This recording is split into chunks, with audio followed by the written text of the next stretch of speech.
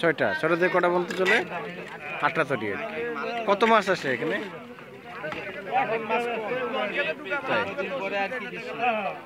তাই হ্যাঁ, কখন আসবে?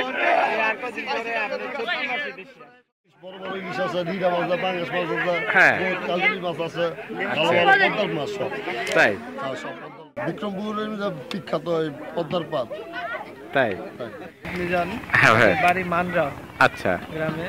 হ্যাঁ, তো আমি এই বাজারে আসি মাঝে মধ্যে, প্রায় সময় আসি। হ্যাঁ হ্যাঁ হ্যাঁ, এই এলাকায় থাকি তো আমাদের নদীর মাছই ভালো লাগে। আচ্ছা আচ্ছা, হ্যাঁ হ্যাঁ, আমরা চাষের মাছ খুব কমই খাই। হ্যাঁ হ্যাঁ হ্যাঁ হ্যাঁ, এখানে সব ধরনের মাছই পাওয়া যায় সিজন অনুপাতে।